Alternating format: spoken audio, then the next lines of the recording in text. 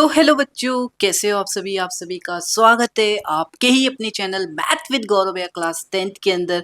तो बच्चे लोग, आज की इस वीडियो के अंदर हम करने वाले हैं आपके रियल नंबर के जो 2024 के अंदर बोर्ड एग्जाम्स के अंदर पेपर हुए थे स्टैंडर्ड के, मेरे प्यारे बच्चों, उसके अंदर जितने भी रियल नंबर के क्वेश्चंस पूछे गए हैं वो सारे के सारे क्वेश्चंस आज हम इस वीडियो के अंदर करने वाले हैं। तो देख सकते हो आप, ये सारे क्वेश्चंस अपन आज इस वीडियो के अंदर करने वाले हैं और इस वीडियो की पीडीएफ जो होगी वो आपको टेलीग्राम चैनल के ऊपर मिल जाएगी, जिसका लिंक आपको डिस्क्रिप्शन के अंदर दे रखा होगा। वहां से जाके आप इस कंप्लीट पीडीएफ को डाउनलोड कर सकते हो। इससे पहले भी हमने बहुत सारी वीडियोस बना दी है मेरे प्यारे बच्चों आपके 2024 के पीवाईक्यूज के ऊपर, तो आप उसके प्लेलिस्ट का लिंक नीचे डिस्क्रिप्शन से देख सकते हो। एक क्लिक पे सारे चैप्टर वाइज आपको पीवाईक्यू मिल जाएंगे 2024 के, जो भी पूछे गए थे स्टैंडर्ड पेपर्स के अंदर। और इस चैनल पे पहली बार विजिट किए तो वीडियो को लाइक, चैनल को सब्सक्राइब कर देना और मेरे प्यारे बच्चों कमेंट सेक्शन करके जरूर बताना क्या ये वीडियो कैसी हेल्पफुल रही है। ये आने वाले आपके 2025 एग्जाम्स के अंदर, जो कि हाफ ईयरली एग्जाम्स होने वाले हैं और बोर्ड एग्जाम्स होने वाले हैं, उसमें बहुत ही मदद करने वाला है। और आपको ये पता लगेगा इन क्वेश्चंस को करने के बाद कि किस तरह के क्वेश्चन सीबीएसई हमसे पूछता है क्लास 10th के अंदर। ठीक है, तो चलिए स्टार्ट करते हैं मेरे प्यारे बच्चों, फटाफट से आ जाओ। सबसे पहले क्वेश्चन को क्या कहता है, सबसे पहला क्वेश्चन आइए करते हैं कि if two positive integers p and q can be express as p this दे रखा है, q आपको दे रखा है जहाँ पे a and b prime numbers है आपके, देन एलसीएम बताना है p q का। तो सिंपल सा क्वेश्चन बन गया भैया। हमें क्या क्या इन्फॉर्मेशन दे रखी है सबसे पहले लिख देता है इसमें। हमें दे रखा है भैया कि p की वैल्यू कितनी है 18 a स्क्वायर इंटू बी की पावर 4, और भैया हमें q की वैल्यू कितनी दे रखी है 20 a क्यूब इंटू बी का स्क्वायर। अब हमें क्या निकालना है, इन दोनों का एलसीएम निकालना है p q का, यहाँ पे आप देख सकते हो। तो भैया एलसीएम निकालने के लिए सबसे पहले क्या करते हैं, क्या मैं इस p को ऐसे भी लिख सकता हूँ, देखो 18 को ऐसे लिख सकता हूँ क्या, 2 इंटू क्या लिख सकता हूँ 3 का स्क्वायर, 3 का स्क्वायर 9, 9 इंटू 2 18, और फिर ऐसे लिख सकता हूँ a स्क्वायर इंटू बी की पावर 4। यस भैया सही कह रहे हो।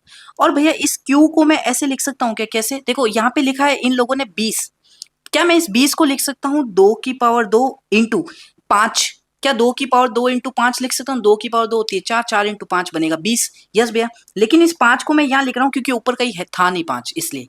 फिर ए क्यूब को एज इट इज मैं ए क्यूब लिख देता हूँ, बी का स्क्वायर एज यहाँ पे नीचे लिख देता हूँ।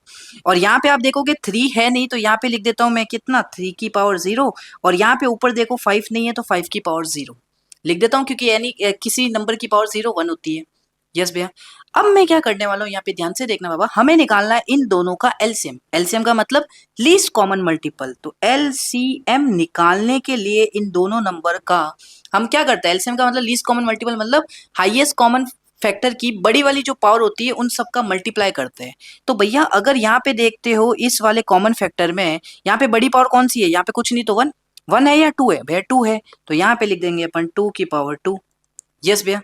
अब भैया सेम यहाँ पे क्या है, बड़ी वाली पावर 3 की पावर 2, तो 3 की पावर लिख दो 2 मल्टीप्लाई बाय, भैया यहाँ पे कितना है हाईएस्ट पावर, भैया 3 वाली है ना, ये 2 है ये 3 है, तो बड़ी वाली कौन सी हुई 3 हुई, तो a का क्यूब। फिर नीचे आओ, यहाँ पे कितनी होगी हाईएस्ट, 2 या 4, भैया आप बोलोगे 4 होगी, तो 4 आपने लिख दिया इंटू लास्ट क्या बचता है यहाँ पे, भैया यहाँ पे 1 होगी या 0 वाली पावर बड़ी होगी, 1 वाली पावर बड़ी होगी ना, तो 5 की पावर 1। इन सबको आपको करना है मल्टीप्लाई। तो देखो 2 की पावर 2 कितना होता है 4, 3 का स्क्वायर 9, a का क्यूब इंटू बी की पावर 4 इंटू 5। यस भैया। देखो भैया 4 इंटू 5 तो कितना हो गया, देखो इसको देखना, 4 इंटू 5 कितना हो गया 20, 20 इंटू 9 कितना हो गया 180, तो 180 इंटू ए क्यूब इंटू बी की पावर 4। और यही तो आपका क्या आ गया भैया, यही तो हमारा आ गया एलसीएम ऑफ p q, और यही तो हमें निकालना था आंसर में। चेक कर लो एक बार, क्या हमें यही निकालना था 180 ए क्यूब बी की पावर 4 है क्या ऑप्शन में। यस भैया है ना, ये रहा, तो ये ऑप्शन करेक्ट हो गया, तो एक नंबर आपको मिल गया देखो सीबीएसई 2024 के अंदर। तो ऐसे ही अपन को सारे क्वेश्चंस करने हैं, ये ध्यान रखना। ठीक है, चलिए अगला क्वेश्चन देखो भैया। इस प्रकार के क्वेश्चंस भी हमने बहुत सारे किए थे कि prove that 5 minus 2 root 3 is an irrational number, it is given that root 3 is an irrational number. ठीक है, सीबीएसई 2024 का। इस प्रकार के क्वेश्चंस को कैसे करते हैं, सबसे पहले आप ये लेट कर लो बाबा, क्या लेट कर लेंगे सबसे पहले कि 5 माइनस का 2 root 3 is an rational number. सबसे पहले इसको रेशनल नंबर लेट कर लो, आपको पता है इस प्रकार के क्वेश्चंस कैसे करते हैं, तो सबसे पहले इस नंबर को आप रेशनल नंबर लेट कर लो। अब आपको पता है कि अगर ये नंबर एक रेशनल नंबर है तो रेशनल नंबर को p बाई क्यू के फॉर्म में लिख सकते हैं। हाँ भैया सही कह रहे हो। तो भैया मैंने क्या किया, 5 माइनस 2 रूट 3 को किसके बराबर लिख दिया, p अपॉन में q, जहाँ पे p और q क्या होंगे मेरे इंटीजर्स होंगे, where p and q are integers. Yes भैया, सही कह रहे हो, एकदम सही कह रहे हो। हाँ भैया, अब देखो बाबा, अब P अपॉन Q तो कुछ भी हो सकता है भैया, ऐसे भी तो हो सकता है ये नंबर, कैसे भैया, देखो ऐसे भी तो हो सकता है 4/10। तो भैया इसको काट पीट के अपन क्या करेंगे, सिंप्लीफाई करेंगे पहले। तो भैया मैंने क्या किया, इधर काट पीट करी, ऐसे काट पीट को दिखाया।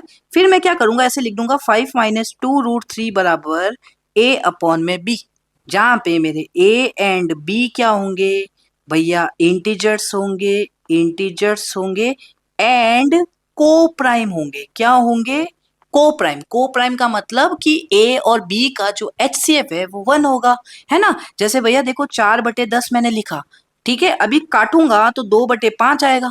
अब पूरा सिंप्लीफाई करने के बाद 2 और 5 को प्राइम नंबर है, मतलब 2 और 5 का एचसीएफ जो है वो 1 आता है। यस भैया, सही कह रहे हो। तो भैया मैंने ऐसे लिख दिया। अब क्या करते हैं अपन, जो रूट वाली टर्म होती है उसको एक साइड रखता है, बाकी जितने भी टर्म्स होती है उनको एक तरफ ले जाते हैं। तो जैसे देखो, सबसे पहले मैं क्या करूंगा बाबा, कि a अपॉन बी को इस तरफ लेके आऊंगा और -2/√3 को इधर लेके जाऊंगा। तो ये क्या बन जाएगा, देखो 5 माइनस का a अपॉन बी बराबर a अपॉन बी प्लस, नहीं a अपॉन बी कहाँ से बचेगा यहाँ पे a अपॉन बी थोड़ा ना बचेगा, ये तो इधर आ गया, यहाँ पे बचेगा 2√3।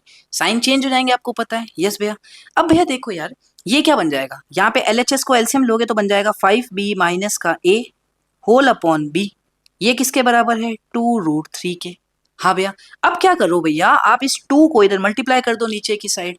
तो जैसे ये करोगे तो क्या आ जाएगा, देखो 5b माइनस का a अपॉन में 2b बराबर √3। यस भैया, सही कह रहे हो।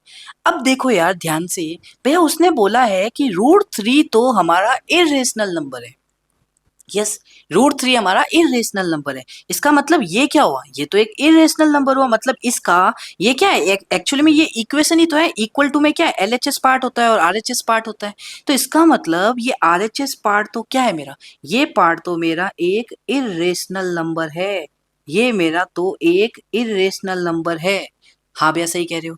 लेकिन भैया जरा इस LHS पार्ट को ध्यान से देखो, हमने क्या बोला, A और B मेरे इंटीजर्स है। हाँ भैया, तो भैया 5 क्या है, एक इंटीजर है, बी क्या है, एक इंटीजर है। इंटीजर को इंटीजर से मल्टीप्लाई करोगे इंटीजर आएगा। हाँ, ए क्या था, इंटीजर था, इंटीजर में से इंटीजर को सपरेट करोगे तो क्या आएगा, इंटीजर आएगा।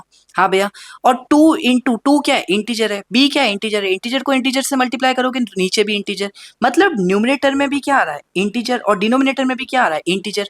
तो इंटीजर अपॉन इंटीजर क्या आएगा, एक रेशनल नंबर ही तो आएगा, रेशनल नंबर। यस भैया, सही कह रहे हो। भैया इंटीजर अपॉन इंटीजर क्या आएगा, एक रेशनल नंबर ही तो आएगा। इसका मतलब भैया कि LHS क्या है मेरा, LHS एक रेशनल नंबर है। भैया LHS एक मेरा रेशनल नंबर है। लेकिन भैया अगर ध्यान से देखो इस इक्वेशन को, मतलब राइट हैंड साइड में तो इरेशनल नंबर है, LHS में आपका रेशनल नंबर है। तो भैया ये कैसे हो सकता है, भैया हम जानते हैं कि रेशनल नंबर और इरेशनल नंबर कभी भी नहीं बराबर होते। यस भैया, ठीक है, लेकिन यहाँ पे क्या कह रहा है, ये दोनों बराबर है। तो इसीलिए मेरे प्यारे बच्चों, इसी को कॉन्ट्राडिक्शन मेथड कहते हैं। तो अब क्या लिखेंगे, हमें तो पता है रेशनल नंबर और इरेशनल नंबर बराबर नहीं होते। तो इस कारण क्या कर रहे हैं, ये कॉन्ट्राडिक्ट कर रहे हैं हमारे एजप्शन को कि भैया 5 - 2√3 इज एन इरेशनल नंबर है, therefore 5 - 2√3 is a irrational number. ये नीचे लाइन लिखनी पड़ती है। अब क्या लिखोगे नीचे, नीचे यहाँ पे क्या लिख दोगे, we know that, we know that rational number is not equal to irrational number. Therefore this contradict our assumption that 5 - 2√3 is rational. Therefore 5 - 2√3 is an irrational number. आपको बस ये नीचे लैंग्वेज लिख देनी है और आपको कंप्लीट नंबर आपके एग्जाम में मिल जाएंगे। जितने भी नंबर का ये है, 2 या 3 नंबर का, ये ध्यान रखना, ठीक है। तो कर लोगे, अगर एग्जाम में ये क्वेश्चन आता है तो बस आपको यही लैंग्वेज लिखनी है बाबा, यही लैंग्वेज लिखनी है और 2 नंबर पूरा आ गए, 2 या 3 नंबर, ठीक है। चलिए नेक्स्ट क्वेश्चन के ऊपर चले। देखो यार बी पार्ट में है, बी पार्ट मतलब जहां पे भी आप इस पूरी पीडीएफ में ये देखोगे ना कि दो पार्ट है, एक क्वेश्चन के अंदर ए पार्ट और दूसरे क्वेश्चन के अंदर यहाँ पे बी पार्ट, तो समझ लेना उसमें चॉइस दे रखी है, तो आपको ए और बी में से कोई भी एक करना है एग्जाम में, ठीक है। तो मैं सभी करवा रहा हूँ ताकि आपकी अच्छी प्रैक्टिस हो जाए। देखो next, so that the number this is a composite number. पे कंपोजिट नंबर क्या होते थे, जिसके दो से ज्यादा फैक्टर होते हैं वो कंपोजिट नंबर होते हैं। यस भैया सही कह रहे हो। तो भैया देखते हैं भैया इसको कैसे करते हैं, आप सभी को पता है। हमें क्या दे रखा है, 5 इंटू 11 इंटू 17 प्लस 3 इंटू 11 को कंपोजिट नंबर प्रूव करना है कि शो करके बताओ कंपोजिट नंबर है। कैसे करोगे, देखो सबसे पहले देखो यहीं पे प्लस से कितनी टर्म सेपरेटेड है भैया, प्लस से दो टर्म सेपरेटेड है, एक ये वाली एक ये वाली। हाँ भैया इन दोनों में ध्यान से देखो 11 आ रहा है कॉमन, 11 कॉमन आ रहा है। यस भैया, तो 11 बार ले लो, तो जैसे ही आप 11 बार लोगे ना तो क्या बचेगा, यहाँ पे बचेगा 5 इंटू 17। हाँ भैया, और प्लस का 3। यस भैया सही कह रहे हो। अब 5 इंटू 17 कितना होता है, 17 इंटू 5 कितना होता है 85। यस भैया, और 85 प्लस 3 कितना होगा, 85 प्लस 3 कितना होगा बाबा 88। इसको मैं ऐसे लिख सकता हूँ 88। भैया इस नंबर को पूरा सॉल्व करोगे, पहले इसको मल्टीप्लाई करने के बाद फिर प्लस कर देना 3, तो ये आएगा। यस भैया सही कह रहे हो। अब 88 को मैं क्या लिख सकता हूँ मुझे बताओ, 88 को मैं क्या लिख सकता हूँ भैया, 88 को आप लिख सकते हो ऐसे भी लिख सकते हो ना, 11 इंटू 8। हाँ भैया, फिर इस 8 को भी क्या लिख सकते हो आगे भैया, 8 को लिख सकते हैं 11 इंटू 2 की पावर 3। हाँ भैया, लेकिन हमें क्या बोला है, so that number this is a composite number. Okay, this is the composite number, ठीक है कंपोजिट नंबर है। ओके, तो देखो अब कंपोजिट नंबर है तो ध्यान से देखना अच्छे से। भैया इसको मैं क्या लिख सकता हूँ, 11 का स्क्वायर इंटू 2 की पावर 3। हाँ भैया सही कह रहे हो। अब देखो यार मुझे एक चीज बताना, मुझे एक चीज बताना, ये नंबर जो है, ये जो भी नंबर है, हाँ भैया ये भैया 11 से भी डिविजिबल है। हाँ भैया 11 से एक कट जाएगा।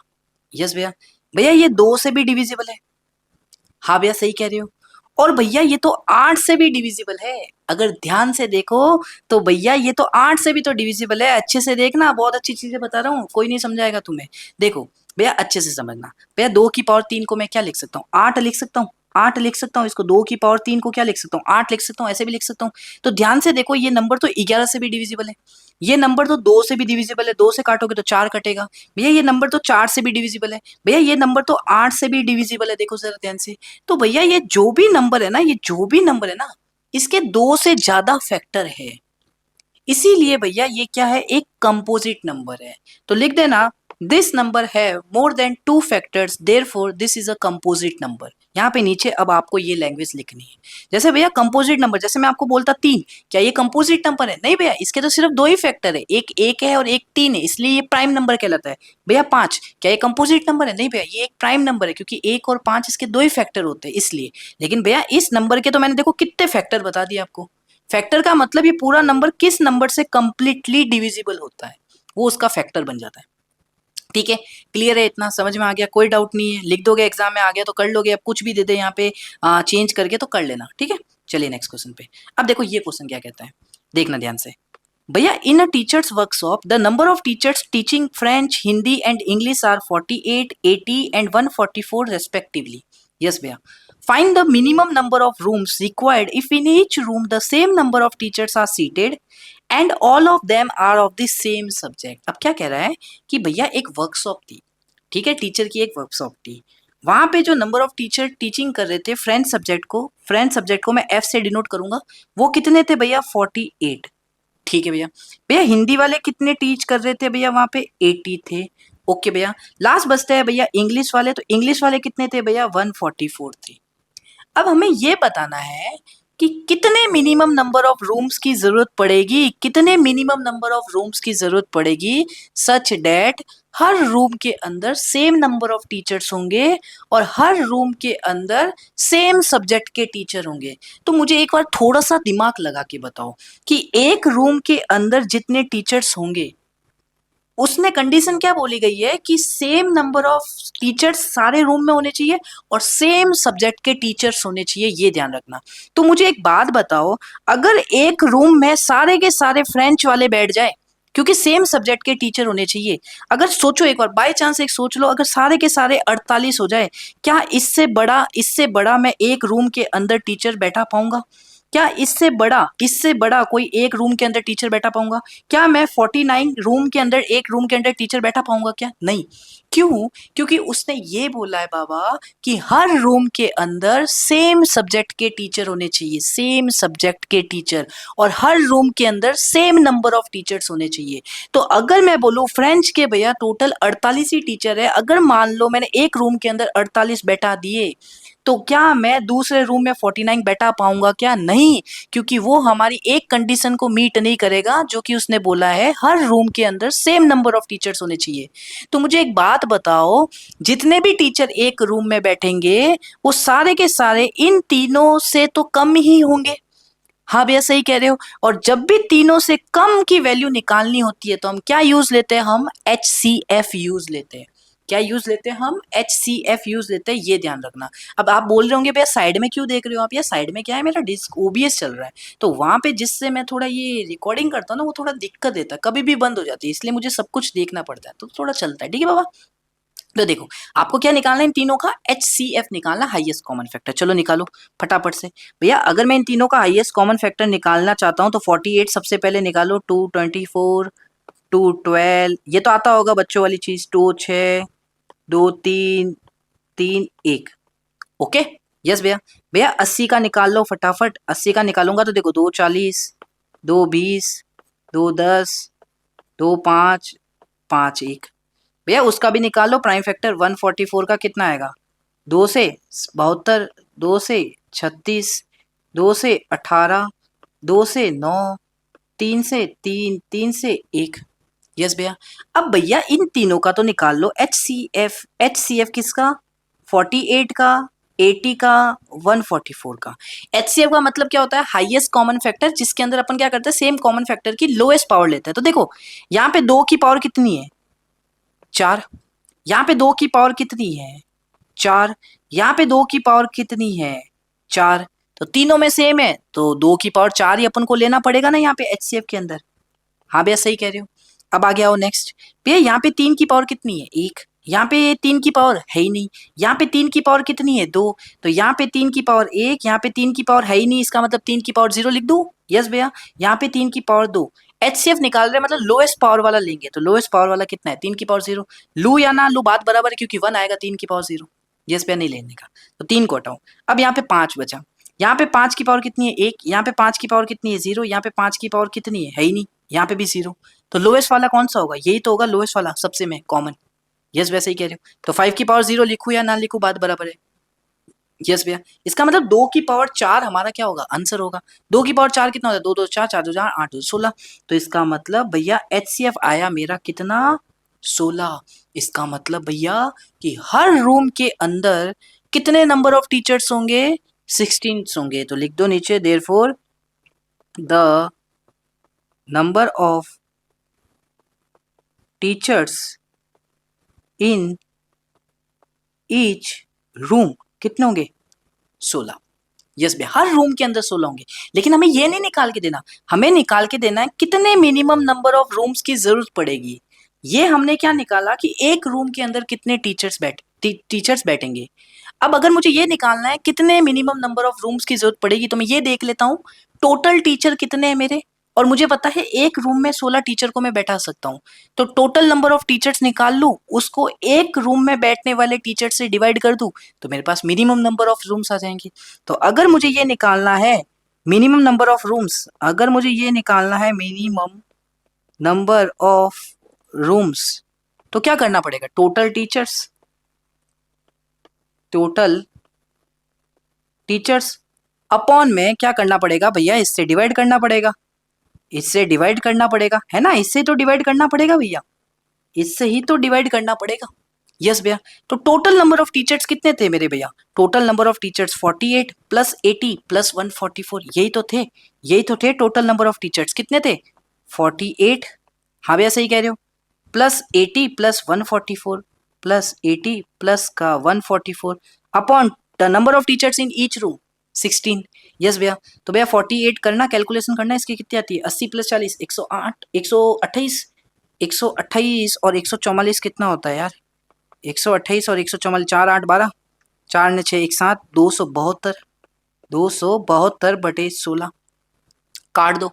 कितने ज्यादा, पहले 4 से काट, 2 से काटता, चलो 2 से 8, 2 से 1 3 6, 2 से 4, 2 से 6 और 8, 4 से 1, 4 से 1 और 2 8 17। तो इसका आंसर क्या आएगा भैया? इसका आंसर हमारा आएगा 17। इसका मतलब 17 नंबर ऑफ रूम्स की हमें जरूरत पड़ेगी, सच दैट हर रूम के अंदर सेम नंबर ऑफ टीचर्स होंगे और हर रूम के अंदर सेम सब्जेक्ट के टीचर्स होंगे। आया समझ में कैसे करते हैं? एग्जाम में थोड़ी लैंग्वेज चेंज करके देते तो अभी आपको कर लेना है इस प्रकार के क्वेश्चन को। ठीक है, चलिए नेक्स्ट क्वेश्चन पे। अब ये क्या कहता है, देखो, if the HCF of this and this is 40, LCM of this and this is 252 into K, then the value of K is। 2024 के अंदर आया, A B C D में से क्या होगा मुझे बताना है। तो भैया कैसे करते हैं इस प्रकार के क्वेश्चंस को? कुछ नहीं करना होता है भैया, हमें सिंपल सा एक फॉर्मूला पता होता है कि भैया HCF ऑफ कोई भी दो नंबर का HCF multiply by LCM of उन्हीं दो नंबर का किसके बराबर होता है? उन दोनों नंबर के प्रोडक्ट के बराबर होता है। यस भैया। अब यहाँ पे वो दो नंबर है कौन से? ए और बी है क्या? ये है भैया ए और बी। तो ठीक है, एचसीएफ कितना है? ये। और एलसीएम कितना है इन दोनों नंबर का? ये। तो लगा दो इस फॉर्मूले में बस। भैया एचसीएफ की वैल्यू तो 40 है, एलसीएम की वैल्यू देखना ध्यान से 252 इंटू के है, दोनों नंबर क्या है? 2520 मल्टीप्लाई बाय कितना है भैया? 6600 कर लो कैलकुलेशन, बस सिंपल सा तो है। देखो एक जीरो से पहले तो एक जीरो कट, ओके। 252 से 252 कट, ओके। 2 से 2 कट, 2 से 3 3 0 0 कट, फिर 2 से 1 कट, फिर 2 से कितना? 1 6 12 1 0 5 और 0। तो फाइनली जो के की वैल्यू आएगी वो कितने आएगी? 1650 ये आ रही है। क्या ये है आंसर में? 1650 है ना भैया? ये देखो सिंपल इजी क्वेश्चन आता है एक नंबर में। ठीक है, चलिए नेक्स्ट देखो कैसे करोगे। भैया ये क्वेश्चन क्या कहता है, कैन द नंबर 15 की पावर n, जहाँ पे n आपका कोई भी एक नेचुरल नंबर है, क्या ये एंड होगा कभी भी जीरो के साथ? मतलब क्या कहता है, जैसे देखो यार मैं एक नंबर लिखता हूँ 10, क्या ये जीरो के साथ एंड हो रहा है? हाँ। मैं एक नंबर लिखता हूँ 20, क्या ये जीरो के साथ एंड हो रहा है? हाँ। मैं नंबर लिखता हूँ 100, क्या ये जीरो के साथ एंड हो रहा है? हाँ। तो हमें ये बताना है कि 15 की पावर n, जहाँ पे n आपका कोई भी एक नेचुरल नंबर होगा, ये कभी भी जीरो के साथ एंड होगा, ये शो करके बताना है। तो इस ऐसे क्वेश्चंस में क्या कंसेप्ट यूज होता है, अगर सपोज करो n आपका क्या नेचुरल नंबर है, अगर सपोज करो मैं n की वैल्यू 1 रखता हूँ तो 15 की पावर 1 कितना होता है? 15। देखो जीरो के साथ तो एंड हुआ नहीं। अगर मैं n की जगह 2 लिखता हूँ तो 15 की पावर 2 कितना होगा? 2 2 5। क्या ये जीरो के साथ एंड हुआ? क्या नहीं, ये तो 5 के साथ एंड हुआ है। तो भैया अगर कोई भी नंबर उसकी पावर, कोई भी नंबर उसकी पावर n, जहां पे n आपका नेचुरल नंबर है, वो जब ही जीरो के साथ एंड होगा, जब जीरो के साथ एंड होगा, कब होगा? जब उसके नंबर के अंदर, ये नंबर के अंदर इसका जब मैं प्राइम फैक्टर करूंगा, तो इसका प्राइम फैक्टर हमेशा ध्यान रखना किस फॉर्म में होना चाहिए? 2 की पावर m इंटू 5 की पावर n की फॉर्म में होना चाहिए। इसका मतलब भैया कोई भी नंबर की पावर n, जहां पे n आपका कोई भी नेचुरल नंबर हो, वो जीरो के साथ कब एंड होगा? जब उसके नंबर के प्राइम फैक्टर के अंदर ये वाली फॉर्म बन रही हो, तभी जाके क्या होगा? आपका वो नंबर की पावर n, जहां पे n नेचुरल नंबर है, वो जीरो के साथ एंड होगा। अब m और n यहाँ पे क्या है? कोई भी आपके नेचुरल नंबर हो सकते हैं, 1 2 3 4 कुछ भी हो सकते हैं। अब भैया कैसे? देखो भैया यहाँ पे क्या है, जैसे मैं एग्जांपल देता हूँ, यहाँ पे क्या है? 10 है। इस 10 का जब प्राइम फैक्टर करते हो तो क्या आता है? 2 इंटू 5। तो देखो ना, देखो 2 इंटू 5, यहाँ पे m और n की वैल्यू 1 1 है, तो भैया 2 इंटू 5, देखो इस वाली में आ रहा है ना कंसेप्ट। भैया कोई भी नंबर की पावर n, जहाँ पे n आपका नेचुरल नंबर हो, वो जब भी जीरो के साथ एंड होगा, जब तब उसके नंबर में, जब उसके नंबर के प्राइम फैक्टर के फॉर्म इस फॉर्म में होगी, तभी होगा वो जीरो के साथ एंड। तो देखो यहाँ पे 10 लिखा था, तो 10 लिखा था, तो देखो इस फॉर्म में प्राइम फैक्टर आया, तभी तो देखो जीरो के साथ एंड हो रहा है। यहाँ पे 20, देखो 20 को क्या लिख सकता हूँ मैं? 20 को लिख सकता हूँ 2 का स्क्वायर इंटू 5। देखो हो रहा है ना इस फॉर्म में, देखो इस फॉर्म में आया ना, देखो ये दोनों आने जरूरी है, ध्यान रखना, ये और ये दोनों होने जरूरी है, तभी वो जीरो के साथ एंड होगा। जैसे मैं ये लिखता, देखो 100, 100 को क्या लिख सकता हूँ? 100 को क्या लिख सकते हैं? थोड़ा सोचो, सोचो 100 को क्या लिख सकते हैं भैया? 100 को लिख सकते हैं 2 का स्क्वायर इंटू 5 का स्क्वायर। देखो फॉर्म आ रही है ना, ये फॉर्म आ रही है ना, तभी तो जीरो के साथ एंड हो रहा है दादा।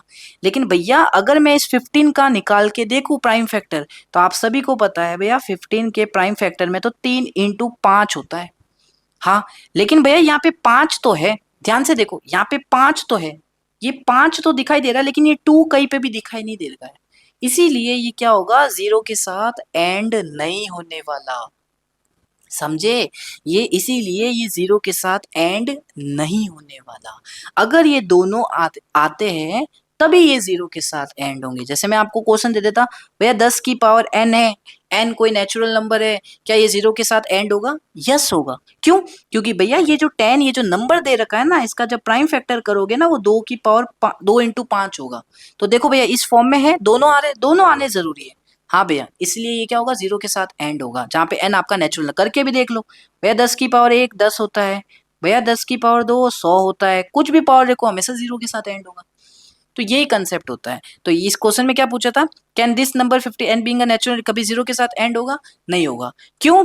Because in the number 15, the prime factor of the number 15, the prime factorization of the number 15 is not in the form of this, therefore the 15 की power n cannot be end with the digit 0। ये आप exam में लिख दोगे, पूरे number देगा, पूरे examiner समझ जाएगा, आपको कंसेप्ट पता है, ठीक है? तो ऐसे आप कर लेना, एग्जाम में नंबर मिल जाएगा। नेक्स्ट देखो क्वेश्चन क्या कहता है, देखो सीबीएसई 2024 के अंदर है, क्या कहता है, इफ ए बराबर दिस, बी बराबर दिस, सी बराबर this and LCM of a b c this, then x is equal to. अब कितना प्यारा क्वेश्चन पूछा है, देखो उसने क्या बोला है, आपको ए की वैल्यू दे दी, कितनी दी है, 2 की पावर 2 3 की पावर एक्स, 2 की पावर 2 3 की पावर एक्स इंटू कितना दिया है भैया, इतना ही दिया है, इतना ही दिया है, ठीक है भैया। बी की वैल्यू कितनी दी है, बी की वैल्यू दी है 2 की पावर 2, 2 की पावर 2 इंटू 3 की पावर 1 इंटू 5 की पावर कितनी है, एक ही है, ठीक है, कुछ नहीं है, इसका मतलब एक ही है, ठीक है भैया। सी की वैल्यू कितनी दी उसने, सी की वैल्यू दी आपको 2 की पावर 2 इंटू 3, 3 इंटू कितना दिया, 7, भैया 5 इधर है नहीं, तो 5 खाली रख दो, आगे लिख दो 7 ऐसे। यस भैया, सही कह रहे हो, नो डाउट। अब देखो यहाँ पे 5 नहीं है तो 5 की पावर 0 लिख दो, यहाँ पे 5 नहीं है तो 5 की पावर 0 लिख दो, यहाँ पे 7 नहीं है तो 7 की पावर 0 लिख दो, यहाँ पे 7 नहीं है तो 7 की पावर 0 लिख दो। समझने में अच्छा लगेगा, मजा आएगा समझने में, इसलिए मैं लिख रहा हूँ, ठीक है? हाँ भैया समझ में आ गया। अभी तक आपने इतना किया, अब आपको और इन्फॉर्मेशन क्या दे रखी है, इन तीनों का एलसीएम है 3780। अगर मैं इन तीनों का एलसीएम लिखूं, LCM of A comma B comma C, ये दे रखा है 3780, 3780। अब इस प्रकार के क्वेश्चन को कैसे करोगे, आपको निकालना है एक्स की वैल्यू। भाई एक्स की वैल्यू बताओ, एक्स है कहाँ, ये देखो कि 3 की पावर यहाँ पे क्या हुई होगी, बताओ। तो ऐसे क्वेश्चंस को सबसे पहले कैसे करते हैं, देखो सबसे पहले इसका एलसीएम निकालो, एलसीएम का प्राइम फैक्टराइजेशन निकालो। जब आप इसका प्राइम फैक्टराइजेशन निकालोगे 3780 का, है ना, 3780 ही है, यस भैया। इसका प्राइम फैक्टराइजेशन निकाल के देखो कितना आएगा, 2 से काटोगे 1, हाँ 8 16, हाँ 9 18 0, 2 से काटोगे फटाफट 9, ठीक है, इसको ऐसे कर दो, ठीक है, 2 से 9 कटेगा ये, यस भैया 2 से 9 कटेगा, फिर कितना कटेगा, 2 से 4 और 5, फिर किससे जाएगा, 3 से जाएगा, 3 से 3 1 और 5, फिर से किससे जाएगा, 3 से जाएगा, 3 1 0 5, फिर किससे जाएगा, 3 से जाएगा, 3 और 5 35 से, फिर किससे जाएगा, 5 से जाएगा, 5 से 7 और 7 से कितना जाएगा, 1। तो अगर मैं इन तीनों नंबर का एलसीएम इस फॉर्म में लिखूं, प्राइम फैक्टराइजेशन के फॉर्म में, तो देखना जरा ध्यान से, मैं क्या लिखूंगा भैया, 2 2 2 की पावर 2 लिखना पड़ेगा, इंटू भैया 3 3 3, भैया 3 की पावर 3 लिखना पड़ेगा, एज इट इज 5 लिखना पड़ेगा और 7 लिखना पड़ेगा। अब सुनना, अगर मैं इन तीनों नंबर का एलसीएम निकालता, तो एलसीएम का मतलब होता है लीस्ट कॉमन मल्टीपल, मतलब हाईएस्ट कॉमन फैक्टर की हाईएस्ट पावर वाला लेता मैं। तो अगर मैं यहाँ पे देखता तो हाईएस्ट पावर कितनी है, तीनों की 2 2 है, तो आ गया देखो 2 की पावर 2। हाँ भैया, भैया यहाँ पे 5 में हाईएस्ट पावर कितनी होती, 1 होती, तो देखो 5 की पावर हाईएस्ट पावर 1 आ गया। यहाँ पे 7 में हाईएस्ट पावर देखो 0 0 1, यहाँ पे 1 वाला देखो आ गया। तो यहाँ पे अगर 3 की पावर 3 आया है एलसीएम के अंदर, तो इसका मतलब कि इस कॉमन फैक्टर 3 के अंदर जो हाईएस्ट पावर होगी वो 3 होगी। हाँ, लेकिन यहाँ पे तो देखो 1 है, यहाँ पे भी देखो 1 है, इसका मतलब पक्की बात है कि ये x की वैल्यू 3 होगी, तभी तो 3 की पावर 3 ये हो जाएगा और ये वाला नंबर इधर आ जाएगा एलसीएम में। आया समझ में? तो इस प्रकार के क्वेश्चन को हम ऐसे ही करते हैं। तो x की वैल्यू कितनी आ गई, 3 आ गई। Therefore the value of x is 3। I hope समझ में आया होगा। वेरी बेहतरीन क्वेश्चन था, 1 नंबर में पूछा गया था 2024 के अंदर। ठीक है, अब आए तो निपटा देना। नेक्स्ट देखो, a pair of irrational number whose product is a rational number. भैया आपको इन चारों में से इरेशनल नंबर का पेयर बताना है। मतलब इरेशनल नंबर मतलब ये दोनों नंबर क्या होने चाहिए, इरेशनल नंबर होने चाहिए। वह पेयर बताना है जिसमें दोनों नंबर इरेशनल हो, लेकिन उनका जो प्रोडक्ट हो वो एक रेशनल हो। प्रोडक्ट हमेशा रेशनल आना चाहिए उन दोनों पेयर का। उस पेयर में जितने भी मतलब ये दोनों नंबर्स है, ठीक है, ये दोनों इरेशनल नंबर का पेयर बताना है जिनका प्रोडक्ट एक रेशनल नंबर है। तो देखते हैं, देखो सुनना। अब बच्चे इसमें बहुत मिस्टेक करते हैं, पता है बच्चे जल्दबाजी में क्या बोलते हैं, भैया ये ए ऑप्शन मार्क कर देते हैं। क्यों? क्योंकि भैया √16 इंटू √4 कितना आएगा, आप सभी को पता है √16 की वैल्यू कितनी होती है 4, √4 की वैल्यू 2, भैया आंसर आ रहा है 8।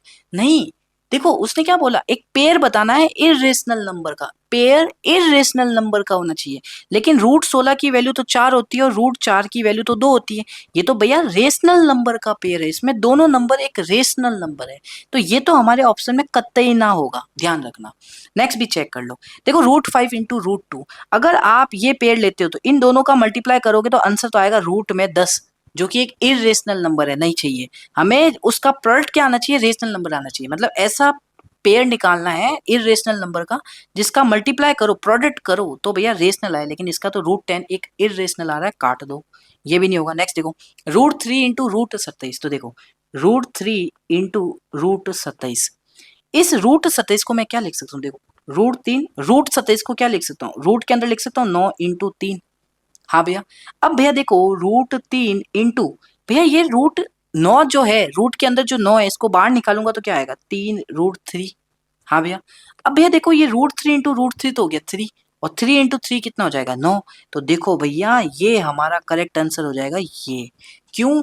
क्योंकि √3 एक इरेशनल नंबर है, √27 भी एक इरेशनल नंबर है। इन दोनों का करोगे प्रोडक्ट तो आएगा आपके पास एक रेशनल नंबर। तो this is your correct answer and this is your absolutely correct answer. ठीक है, कर लोगे, एग्जाम में आ गया तो कर लोगे, निपटा दोगे इस क्वेश्चन को, बता दो चैट में। यस भैया निपटा देंगे, नो डाउट, एकदम करेक्ट बोल रहे हो। ठीक है, तो इस प्रकार के क्वेश्चन आए तो चमका देना। नेक्स्ट देखो क्या बोला गया भाई, कि एचसीएफ दे रखा है दोनों नंबर का 13, एलसीएम दे रखा है दोनों नंबर का 40x, एक्स की वैल्यू बता दो। वही फॉर्मूला भैया, वही कंसेप्ट लगेगा, हमने अभी तो पढ़ा था कि भैया एचसीएफ किन्हीं भी दो नंबर का मल्टीप्लाई बाय एलसीएम किन्हीं भी दो नंबर का बराबर आता है दोनों नंबर के प्रोडक्ट के बराबर। वैल्यू दे रखी है, लिख दो। दोनों नंबर का एचसीएफ 13, लगा दो 13। दोनों नंबर का एलसीएम 40x, तो लगा दो 40x। दोनों नंबर भैया ये तो है, दो नंबर 65 और 104, तो लगा दो 65 और 104। काटा कुटी कर दो, आंसर आ जाएगा। देखो 13 से 1 कटेगा, 13 से 5 कटेगा, 5 से 1 कटेगा, 5 से 8 कटेगा, 8 से 1 कटेगा, ये पक्का जाएगा 8 की टेबल में, करके देख लेना। 80, 80 और 24, 24 3 13, एक्स की वैल्यू आ गई 13, लो 8 इंटू 13 कट गया ये। यस भैया, तो एक्स की वैल्यू आ गई आपके पास 13 फाइनली। यही तो आंसर होगा, देख लेते हैं भाई, है देख लो आंसर ऑप्शन है। कर लोगे अगर एग्जाम में आ गया तो इस बार 2025 में या हाफिली एग्जाम में। ठीक है, अब नेक्स्ट देखो क्वेश्चन क्या कहता है। भैया नेक्स्ट क्वेश्चन कहता है आपसे कि 3 bells tolls at intervals 9, 12 and 15 minutes respectively. If they start tolling together, after what time they will next toll together? अब क्वेश्चन क्या कहता है, भैया आपके पास 3 घंटियां है, एक घंटी हर 9 मिनट में बजती है, एक घंटी हर 12 मिनट में बजती है, एक घंटी हर 15 मिनट में बजती है। ठीक है, अगर वो if they start tolling together, अगर वो तीनों, हमने क्या किया 3 घंटियां थी, हमने तीनों को एक साथ किसी समय बजाया, तीनों को एक साथ बजाया। ठीक है, अब घड़ी क्या हो रही है, एक घड़ी 9 मिनट के बाद बज रही है, एक घड़ी 12 मिनट के बाद बज रही है, एक घड़ी 15 मिनट के बाद वापस से बज रही है। तो हमें ये बताना है कि आफ्टर व्हाट टाइम, कितने मिनट कितने समय बाद दे नेक्स्ट टॉल टुगेदर, वो वापस तीनों एक साथ बजेगी, ये बताना है। देखो हमने क्या किया, 3 बैल थी, हमने एक साथ बजे तीनों को एक समय पे। अब हमें ये बताना है कि कितने समय बाद वो तीनों वापस एक साथ बजेगी। तो भैया ये ध्यान रखना यार, कभी भी कंसेप्ट, कभी भी क्वेश्चन में ये कंसेप्ट आता है ना, तीनों एक साथ कब बजेगी, तीनों एक साथ कब मिलेंगे, इन कंसेप्ट में हमेशा दिमाग में आंख बंद करके क्या निकालना होता है, एलसीएम निकालना होता है, ये ध्यान रखना। नहीं तो ऐसे समझ सकते हो, नहीं तो ये देखो कि एक घड़ी तो 9 मिनट के बाद बज रही है, एक घड़ी 12 मिनट के बाद बज रही है, एक घड़ी 15 मिनट के बाद बज रही है। तो जो घड़ी बजेगी, जो नेक्स्ट बार बजेगी, वो इन तीनों से ज्यादा टाइम में ही तो बजेगी, है ना, इन तीनों टाइम से ज्यादा ही तो बजेगी वो। तो मतलब इन तीनों नंबर से ही तो मेरा बड़ा आंसर आएगा। तो बड़ा आंसर जब भी आता है तो एलसीएम निकालते हैं, ये भी ध्यान रख लेना।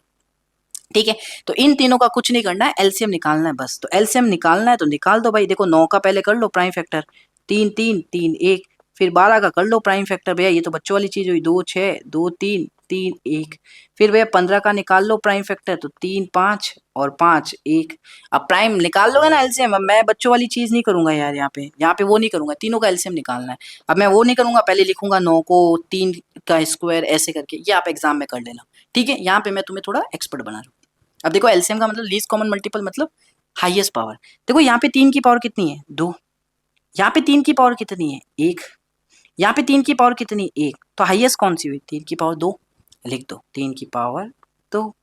अब नेक्स्ट आते हैं, यहाँ पे देखो 2 है क्या, देखो यहाँ पे तो 2 है तो 2 की पावर 2।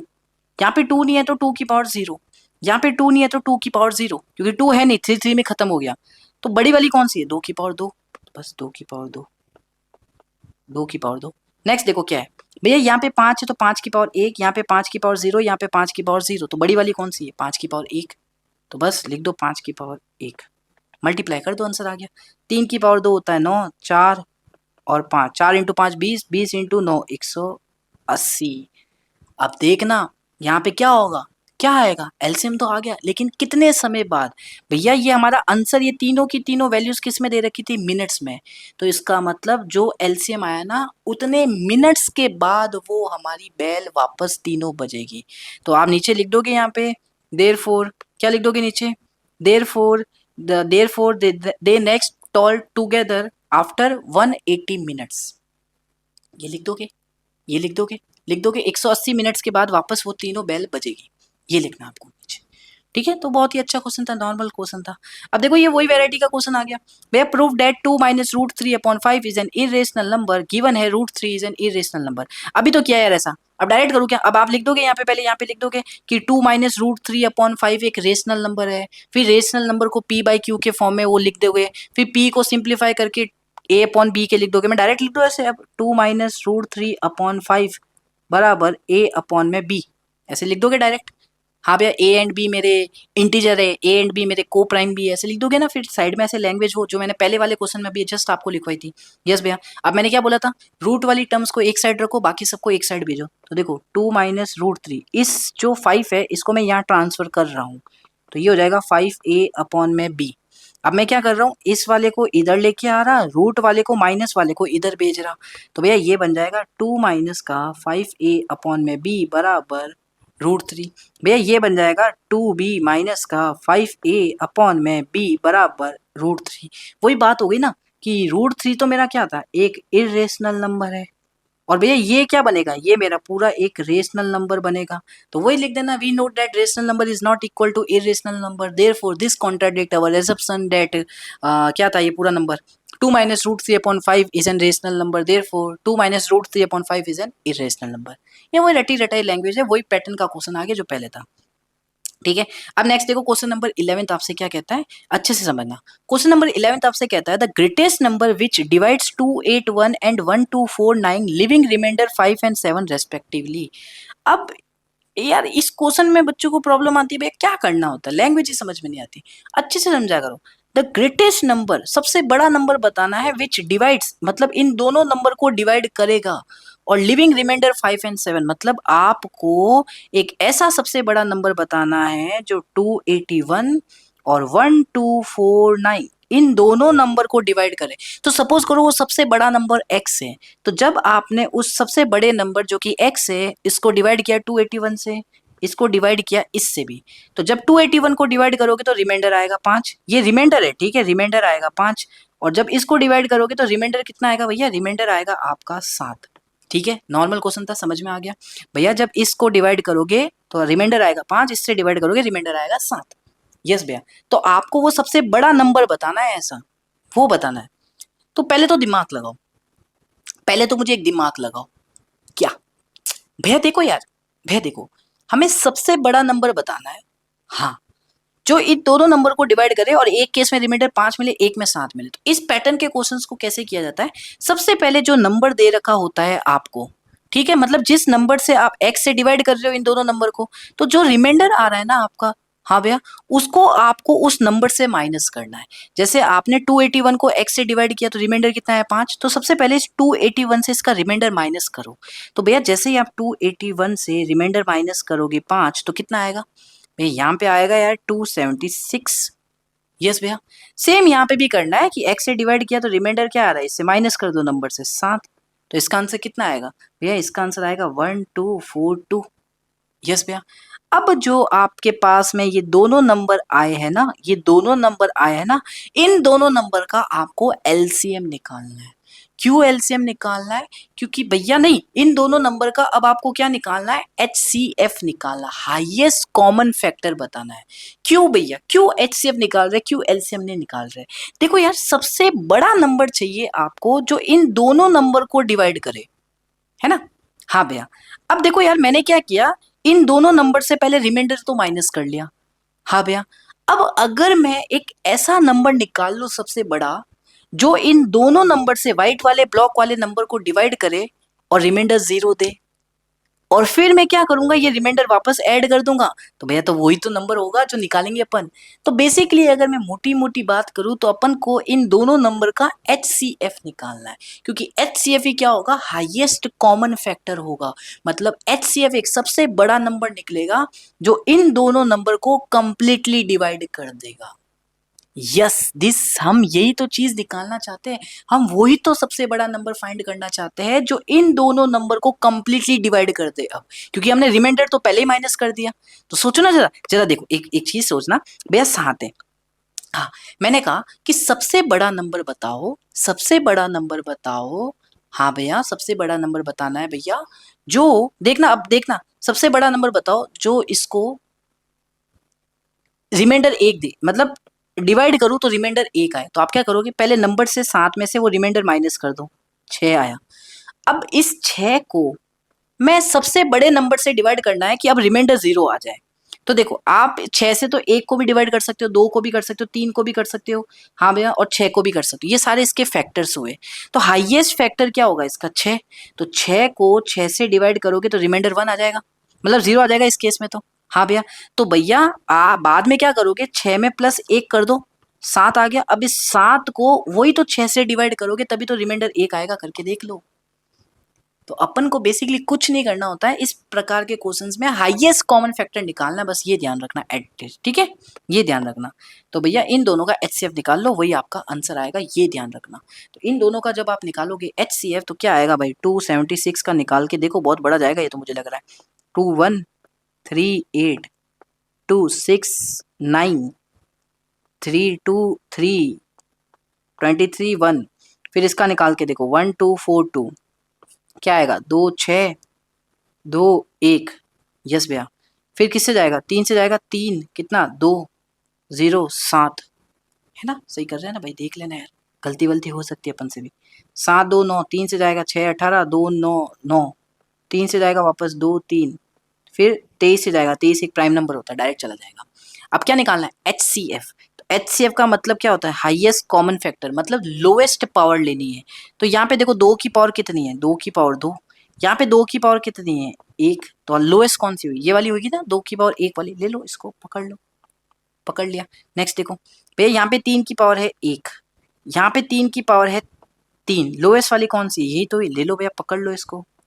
यस भैया, नेक्स्ट देखो, यहाँ पे 23 की पावर है 1, यहाँ पे भी 23 की पावर है 1, लोएस्ट कौन सी हुई, दोनों सेम ही है, तो कोई भी ले लो भाई, 1 ही आएगी, 23 की पावर 1, मल्टीप्लाई कर दो, आंसर आ जाएगा।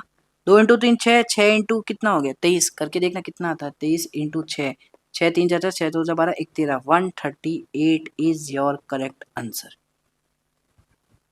138 is your correct answer Baba, 138 is your correct answer. ठीक है, आ गया समझ में, नो डाउट, कर लोगे अगर एग्जाम में आ गया तो। ऑप्शन नंबर भी है देखो, 138 इज योर करेक्ट आंसर, कर लोगे बाबा।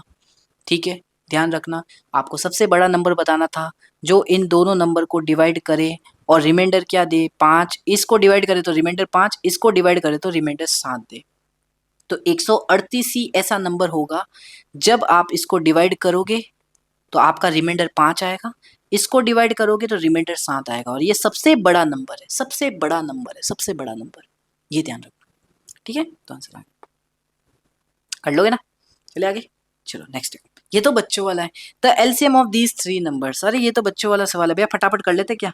28 का 2 14, ठीक है 2 7 भैया, 7 21 भैया, 44 का 2 22 2 11 11 1, ठीक है 132 का भैया 2 66 भैया, 2 33 भैया, 3 11 भैया, 11 एकम। निकाल दो ना एलसीएम यार, एलसीएम का मतलब हाईएस्ट, मतलब least common multiple highest power वाला लेना पड़ता है कॉमन वाले में। तो देख लो, मैं डायरेक्ट कर रहा हूँ, आपको करना है। देखो 2 की पावर 2, 2 की पावर 2, 2 की पावर 2, हाईएस्ट 2 की पावर 2 ही होगी, ठीक है। 7 की पावर 1 है ही नहीं, तो 7 की पावर 1 भी होगी, फिर 11 की पावर 1 भी मिलेगी। हाईएस्ट लेनी होती है, ये ध्यान रखना, हाईएस्ट यहाँ पे 3 भी होगी, ये आ जाएगा। सिंपल मल्टीप्लाई कर देना, निकाल लेना यार, बच्चों वाला सवाल है ये तो। 4 into 7 into 11 into 3, 4 into 3 12, 12 into 11 कितना होता है, 11 इंटू 12 कितना होता है, 121। सही बोल रहा हूँ क्या मैं? ठीक है देख लेते हैं, 4 इंटू 3 12, 12 इंटू 11 कितना होता है करके देखना, 12 10 जाए 120, 131 है ना, सही बोल रहा हूँ ना गाइस? सही बोल रहा हूँ ना, तो करके देख लेना यार। देखो 7 3 जा 12, हाँ भैया 12 इंटू 7 इंटू 11 करना है, ठीक है। 12 इंटू 11 कितना होता है, 12 इंटू 7 कितना होता है, 12 पंजे 60, 12 दो जा 24, 60 और 24 84, तो बचेगा 84 इंटू 11। अब इसको मल्टीप्लाई कर लो और आंसर आ जाएगा 84 को 11, 4 और 8 मल्टीप्लाई बाय 4 और 8, 4 12 9, 924 आया मेरे भाई, 924 एलसीएम ही था, 924 924 है, देखो ऑप्शन आ गया। कर लोगे ऐसा क्वेश्चन आ गया, ये बच्चों वाला सवाल था भाई 2024 का। नेक्स्ट देखते हैं, ये क्या बोला गया है, if the product of two coprime numbers is this then find the HCF, मतलब एचसीएफ किसका, देन देयर एचसीएफ इज। अब क्या कह रहा है, आपके पास कोई भी दो को प्राइम नंबर है, को प्राइम नंबर का मतलब ही क्या होता है, ये तो बहुत ही बच्चों वाला सवाल था, मुझे पता नहीं स्टैंडर्ड में क्यों पूछा गया था। देखो क्या कह रहा है, दो को प्राइम नंबर का अगर क्या बोला गया, इफ द प्रोडक्ट, मतलब दो को प्राइम नंबर है उनका प्रोडक्ट करते हैं तो 553 आता है, मतलब 553 आता है। तो उन दोनों को प्राइम नंबर का एचसीएफ कितना होगा भाई, दो को प्राइम नंबर का मतलब क्या होता है, वह नंबर जिनका एचसीएफ 1 होता है, वह दो नंबर जिनका एचसीएफ 1 होता है। जैसे मैं बात करता 2 और 5, इनका एचसीएफ हाईएस्ट कॉमन फैक्टर 1 है। अगर मैं बात करता 3 और 5, अगर मैं बात करता 5 और 6, इनका हाईएस्ट कॉमन फैक्टर ही 1 है। तो ये सारे के सारे क्या होंगे, सारे के सारे को प्राइम होंगे, ये दोनों नंबर को प्राइम कहलाते हैं। तो भैया सिंपल आंसर है इसका, तो भैया कोई टाइम पास नहीं करना पर एग्जाम में आते ही, ठीक है। अब यार इस पैटर्न के बहुत सारे आपको क्वेश्चंस दिखेंगे, कैसे करना होता है यार मैं आपको सिखा देता, नहीं यही बहुत बड़ा क्वेश्चन होता है यार, ठीक है। 3 नंबर या 5 नंबर में आपसे पूछा जाता है, 3 नंबर में मेनली पूछा जाता है, 2024 के अंदर पूछा गया है, prove that √3 is an irrational number. अब यहाँ पे √3 एग्जाम में √5 आ सकता है, √7 आ सकता है, √11 आ सकता है, लेकिन जो पैटर्न समझाऊंगा, ठीक है।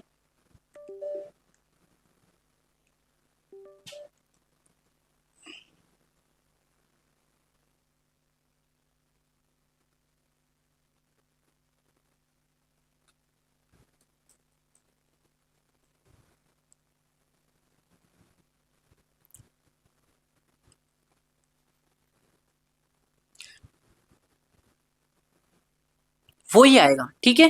जो पैटर्न समझाऊंगा वही आएगा, ये ध्यान रखना। देखो भैया अब कैसे करना होता है इस प्रकार के क्वेश्चन को, पैटर्न सब में सेम होगा, चाहे √7 दे दे, √5 दे दे, √11 दे दे। सबसे पहले वही क्वेश्चन कॉन्ट्राडिक्शन मेथड से ही सॉल्व होता है, ये मेथड, ठीक है। ये क्वेश्चन कॉन्ट्राडिक्शन मेथड से सॉल्व होता है, जैसे हमने पहले वाले किए थे ना, वैसे होगा। तो सबसे पहले क्या करते हैं, पड़ता है इसमें जो लैंग्वेज लिखा रहा हूँ वो लिख देना एग्जाम में, सेम एज इट इज लिख देना। जहाँ पे √5, यहाँ पे √3 आया, क्या पता √5 आ जाए, क्या पता √11 आ जाए तुम्हारे एग्जाम में। तो जहाँ पे भी मैं √3 लिखने वाला हूँ ना, वहाँ पे √5 तुम लिख देना या √7 लिख देना। देखो सबसे पहले इस तरह के क्वेश्चंस को कैसे करते हैं, सबसे पहले लेट कर लो कि भैया ये √3 क्या है, एक रेशनल नंबर है, ये एक रेशनल नंबर है, ये लेट कर लो, ठीक है। तो अगर ये रेशनल नंबर है √3, तो इसको √3 को मैं लिख सकता हूँ P/Q के फॉर्म में, जहाँ पे P एंड Q मेरे क्या होंगे, आर इंटीजर्स। क्या होंगे बाबा, ये मेरे एक इंटीजर्स होंगे। यस भैया सही कह रहे हो। अब भैया वही भैया सिंप्लीफाई करूंगा काट पीट के, तो भैया इसको लिख सकता हूँ √3 बराबर A/B। यस भैया। अब भैया जहाँ पे A एंड B क्या होंगे, इंटीजर्स होंगे भैया, डेफिनेटली दीज आर इंटीजर्स। हाँ भैया, लेकिन A एंड B क्या होंगे, और ये मेरे को प्राइम्स भी होंगे भैया इस बार। को प्राइम्स का मतलब वह दो नंबर जिनका HCF 1 हो, तो ए और बी का HCF 1 है, HCF 1 है, हाईएस्ट कॉमन फैक्टर 1 है। यस भैया। अब भैया आगे क्या करना पड़ता है इसमें, अब क्या करेंगे बाबा, इस बी को मैं यहाँ पे मल्टीप्लाई कर रहा हूँ, तो इसको मैं लिख रहा हूँ √3b बराबर ए। अब क्या करूंगा, दोनों तरफ स्क्वायरिंग कर दूंगा, squaring both the side, squaring both sides. तो जैसे स्क्वायर करोगे तो √3b का होल स्क्वायर बराबर ए स्क्वायर हो जाएगा, ए का स्क्वायर ए स्क्वायर, तो √3b स्क्वायर का हो जाएगा 3b स्क्वायर और ये हो जाएगा ए स्क्वायर। ठीक है भैया। अब भैया बी स्क्वायर बराबर यहां से क्या लिख सकता हूँ, ए स्क्वायर अपॉन 3। यस भैया। अब मेरे पास ये चीज बन गई। अब इस चीज को अच्छे से समझ लेना, पहले बता रहा हूँ। देखो बाबा, आपने एक थ्योरम पढ़ी है। क्या थ्योरम पढ़ी है भैया? आपने एक थ्योरम पढ़ी है कि अगर आपके पास में p कोई भी एक प्राइम नंबर है, p कोई भी एक प्राइम नंबर है और वो किसी a स्क्वायर को डिवाइड कर रहा है, p आपके पास में कोई भी एक प्राइम नंबर है और वो एक a स्क्वायर को डिवाइड कर रहा है, जहां पे a आपका क्या है, कोई भी एक पॉजिटिव इंटीजर है, मतलब 1 2 3 4 5 6 कुछ भी हो सकता है। यस भैया। अगर भैया आपका p एक प्राइम नंबर है और ये p किसी a स्क्वायर को कंप्लीटली डिवाइड कर रहा है, तो भैया ये जो p होगा, p वो उस a को भी डिवाइड करेगा कंप्लीटली। ये थ्योरम आपने पढ़ी है। यस भैया, सही कह रहे हो। जैसे एग्जांपल पे नाम पे देता हूं, अगर मैं 7 स्क्वायर है, कोई नंबर है, अगर मैं इसको 7 से डिवाइड करूंगा तो देखो 7 एक प्राइम नंबर है, देखो ध्यान से, ये कंप्लीटली डिवाइड कर रहा है। हाँ, तो भैया ये तो हो गया मेरा a का स्क्वायर और ये हो गया नीचे एक p। तो p अगर a स्क्वायर को डिवाइड कर रहा है तो p a को भी डिवाइड करेगा, मतलब 7 7 को भी डिवाइड करेगा, देख लो। यस भैया। तो भैया सिंपल सी थ्योरम अपन को याद रखनी है कि अगर p कोई भी एक प्राइम नंबर है और वो किसी a स्क्वायर को डिवाइड कर रहा है, जहां पे a आपका पॉजिटिव इंटीजर है, तो वो p उस a को भी डिवाइड करेगा। उसी थ्योरम की मदद से, मैं यहाँ पे देखो क्या लिख रहा हूँ, देखना भैया, a और b मेरे क्या है, इंटीजर है। अब समझना, जो जो बातें बता रहा हूँ बहुत इंपॉर्टेंट है भैया। a और b मेरे है इंटीजर। हाँ, पहले इस LHS को देखो ध्यान से। भैया b मेरा था इंटीजर, मैंने उसका किया स्क्वायर। आपको पता है कभी भी किसी इंटीजर का स्क्वायर करोगे तो इंटीजर ही आएगा। जैसे 2 एक इंटीजर है, इसका स्क्वायर करोगे आंसर आता है 4 एक इंटीजर, 3 एक इंटीजर है, इंटीजर का स्क्वायर 3 का स्क्वायर करोगे 9 एक इंटीजर आता है। तो भैया इसका मतलब आप ये कह रहे हो कि बी स्क्वायर क्या आएगा, एक इंटीजर आएगा। भैया इसकी वैल्यू क्या आएगी, इसकी वैल्यू मेरी एक आएगी इंटीजर। यस भैया। और भैया ये तो है इक्वल टू। भैया इक्वल टू कब आता है, जब LHS बराबर RHS होता है। मतलब इसका मतलब ये कह रहा है कि बी स्क्वायर की वैल्यू इसके बराबर है। तो मतलब LHS में अगर इंटीजर है तो RHS भी इंटीजर ही होगा। इसका मतलब मैं ये कह सकता हूं कि a स्क्वायर अपॉन 3 क्या होना चाहिए, इंटीजर होना चाहिए। ये इंटीजर होना चाहिए क्योंकि LHS क्या है, मेरा एक इंटीजर है। हाँ भैया सही कह रहे हो। अब मुझे एक चीज बताओ, a मेरा क्या था, एक इंटीजर, इंटीजर का स्क्वायर करूंगा तो क्या आएगा, इंटीजर। इसका मतलब न्यूमरेटर तो मेरा एक इंटीजर है, उसको मैं डिवाइड कर रहा हूं 3 से। हाँ भैया। अब मुझे एक चीज आप एक और बताना, अगर मैं 2 को डिवाइड करता हूँ 3 से तो आंसर क्या इंटीजर आएगा, नहीं पॉइंट में आएगा। भाई पॉइंट में आएगा, सिंपल सी बात है, 2/3 पॉइंट में आता है। अगर मैं 6 को डिवाइड करता हूँ 2 से तो आंसर कितना आएगा, 3। देखो इंटीजर आया। तो इसका मतलब कि भैया जब भी आप ये इंटीजर जब भी 3 से डिवाइड होगा, इसका आंसर मुझे पता है इंटीजर आएगा।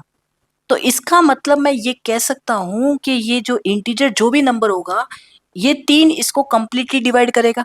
क्योंकि भाई कोई भी नंबर को कोई नंबर कंप्लीटली डिवाइड करता है तभी तो आंसर इंटीजर आता है, तभी तो आंसर इंटीजर आता है। जैसे यहाँ पे 2/3 था, ये 3 इस 2 को कंप्लीटली डिवाइड नहीं कर रहा था, तो देखो नंबर कितने में आया, पॉइंट में आया। लेकिन यहाँ पे 6 था, ये 2 को जब 2 इसको 6 को डिवाइड करेगा तो देखो आंसर 3 आया, इंटीजर आया। इसका मतलब ये 2 कंप्लीटली डिवाइड कर रहा है, जो कि करता है। यस वैसे ही कह रहे हो। तो भैया आपने ये बताया कि मेरा RHS का आंसर क्या आना चाहिए, इंटीजर आना चाहिए। मतलब ये पूरा का पूरा नंबर क्या होगा, इंटीजर होगा। मेरी a की वैल्यू क्या थी, a मेरा क्या था, यहाँ पे ऊपर देखो a था मेरा, इंटीजर था।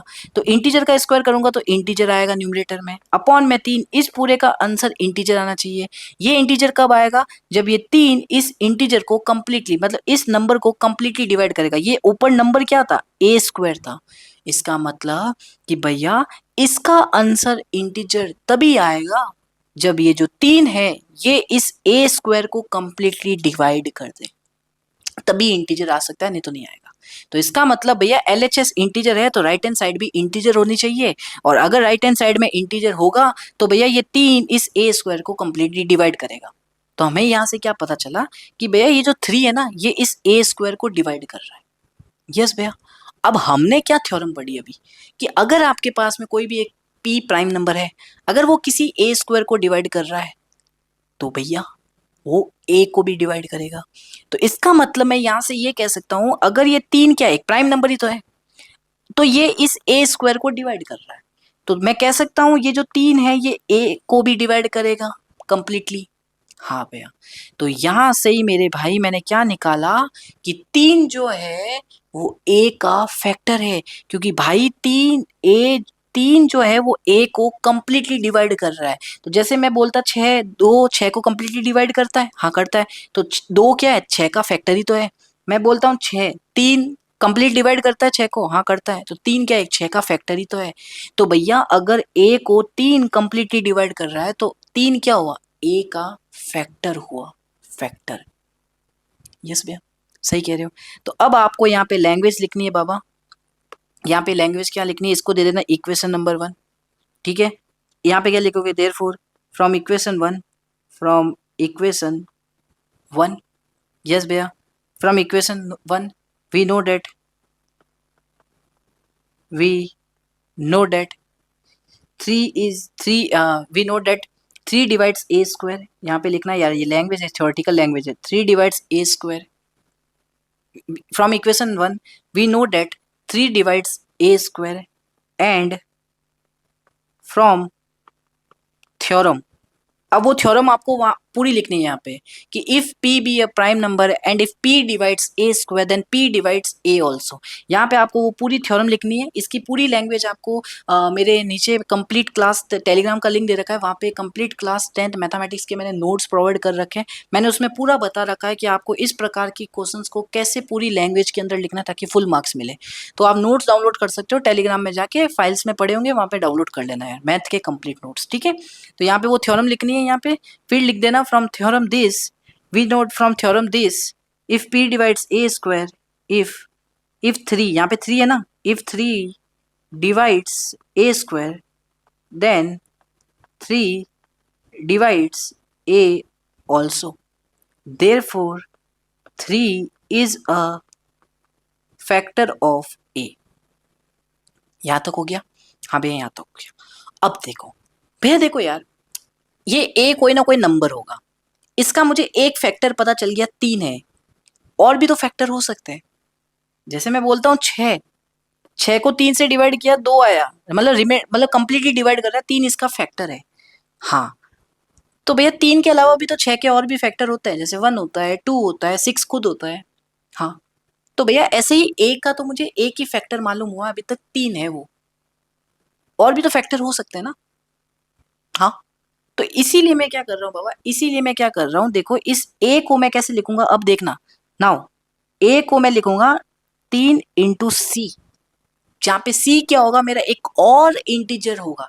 भाई आप इस 6 को कैसे लिख सकते थे, 6 को आप 2 इंटू 3 लिख सकते थे ना, मतलब आप 6 को इसके प्रोडक्ट ऑफ प्राइम्स में लिख सकते थे ना। यस भैया, उसी प्रकार a का मुझे एक प्राइम फैक्टर पता चल गया 3 है भाई, तो बाकी के प्राइम फैक्टर नहीं पता, तो मैंने मान लिया भाई c होंगे, कोई ना कोई c होगा, कोई ना कोई प्राइम फैक्टर। ठीक है, वैसे ही कह रहे हो। तो भैया अब मैं क्या लिखूंगा, सी भी मेरा क्या होगा, यहाँ पे क्या होगा सी, वेयर सी इज इंटीजर। अब यहाँ पे सी क्या होगा मेरा, सी इज एन इंटीजर। ये पूरी लैंग्वेज लिखनी पड़ेगी भाई, ये क्वेश्चन ऐसे ही होते हैं, टेढ़े क्वेश्चंस होते हैं। लैंग्वेज है भाई, याद कर लो, मेथड है पूरा, याद कर लो। चाहे यहाँ पे √3 आ जाए, जैसे देखो यहाँ पे √3 था, तो √3 का स्क्वायर 3 आया, फिर 3 को इधर नीचे ले गए, एग्जाम में √5 आ जाए, तो यहाँ पे √5 का स्क्वायर करोगे 5 आएगा, यहाँ पे 5 लिखोगे, बस कुछ नहीं करना। जहाँ पे मैंने 3 लिखा है वहाँ पे आप 5 चेप देना, 7 आ जाए तो √7 आ जाए, 7 चेप देना, पैटर्न सेम ही रहेगा, ये ध्यान रखना, ठीक है। तो अब a बराबर 3c लिख दिया, यहाँ पे 5 √5 आता तो यहाँ पे 5 आ जाता, √7 आ जाए तो यहाँ पे 7 आ जाता, कंसेप्ट एक ही होता है, पैटर्न एक ही चलता है, ध्यान रखना इस प्रकार के क्वेश्चन में। तो अब a बराबर आपने 3c लिख दिया। अब आपको क्या करना है कि भाई ये जो वैल्यू तूने रखी है ना, ये वैल्यू तुझे पुट करनी है किधर, ये वैल्यू तुझे पुट करनी है इक्वेशन नंबर 1 में, जहाँ पे a था, तो कर दो फटाफट। तो जैसे आप करोगे ना, देखना जरा ध्यान से भैया, b square a square upon 3 है, a की वैल्यू है 3c अपॉन क्या है 3, आपने लिख दी 3, डन, हाँ डन। अब लिख दो बी स्क्वायर बराबर 3 का स्क्वायर 9, सी का स्क्वायर 9c स्क्वायर अपॉन 3, 3 से 3 कटेगा तो आएगा बी स्क्वायर बराबर 3c स्क्वायर। यहाँ से मैं लिख सकता हूँ सी स्क्वायर बराबर बी स्क्वायर अपॉन 3। अब मैं फालतू का दिमाग लगाऊंगा नहीं, जो मैंने आपको इस वाले इक्वेशन से समझाया वो वाली चीज आप अब इस इक्वेशन से समझ जाओ कि c मेरा था एक इंटीजर, इंटीजर का स्क्वायर किया तो इंटीजर आएगा, इसका मतलब राइट हैंड साइड भी एक इंटीजर होना चाहिए। ये तभी आएगा जब बी 3 बी स्क्वायर को कम्प्लीटली डिवाइड करेगा। 3 हमारा एक प्राइम नंबर है, तो अगर ये प्राइम नंबर इस बी स्क्वायर को डिवाइड कर रहा है तो ये प्राइम नंबर 3 जो है ये बी को भी डिवाइड करेगा। इसका मतलब 3 जो है वो बी का भी फैक्टर है। तो ये कि ये लैंग्वेज अब आपको यहाँ पे लिखनी है, ये कि ये लैंग्वेज अब आपको वापस से यहाँ पे लिखनी है बाबू लोग, यहाँ पे वापस आपको ये लैंग्वेज लिखनी है जो मैंने यहाँ पे लिखी ना इस वाले में जो लिखी ना, यहाँ पे इक्वेशन नंबर 2 डाल के यहाँ पे 3 रहेगा लेकिन यहाँ पे ए की जगह बी आ जाएगा। ठीक है, कर लोगे ना दादा, कर लोगे ना इस क्वेश्चन को? यस भैया कर लेंगे। तो यहाँ पे ये एज इट इज लिखना, तो फिर आपकी लास्ट लाइन यहाँ पे क्या आएगी, देयरफॉर, क्या therefore 3 is a factor of b. Yes भैया। अब देखो यार, हमने स्टार्टिंग में क्या बताया था, ए एंड बी मेरे को प्राइम है, ए एंड बी मेरे को प्राइम है। को प्राइम का मतलब इन दोनों नंबर का HCF 1 है, इन दोनों नंबर का HCF 1 है। इसका मतलब ये दोनों नंबर कोई ऐसे नंबर होंगे जो सिर्फ 1 के अलावा मतलब 1 के अलावा दोनों किसी नंबर से डिविजिबल नहीं होंगे, कॉमन नंबर से डिविजिबल नहीं होंगे कंप्लीटली। जैसे अगर मैं बात करता हूँ 4 और 6, देखो 4 को भी 1 से डिवाइड करूंगा, 6 को भी 1 से डिवाइड करूंगा, होंगे। 4 को भी 2 से डिवाइड करूंगा, 6 को भी 2 से डिवाइड करूंगा तो होंगे डिविजिबल कंप्लीटली। इसलिए 4 और 6 को प्राइम नहीं होते। ठीक है, तो को प्राइम कौन कौन से होते हैं, जैसे मैंने एग्जांपल दिया ऊपर 2 और 3, 2 और 3 एक के अलावा किसी सेम नंबर से दोनों डिविजिबल नहीं होते। ठीक है, उन्हीं को तो को प्राइम बोलते हैं। लेकिन हमने अभी क्या बताया कि ए जो है 3 जो है वो ए का भी फैक्टर है।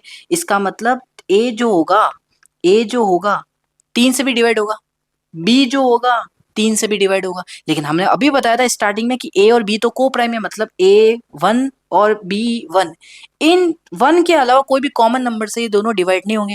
लेकिन हमने आगे सिंप्लीफाई करके प्रूव करके ये बता दिया कि ये दोनों नंबर ए और बी एक और नंबर से डिविजिबल होते हैं, वो होता है 3 सेम नंबर से।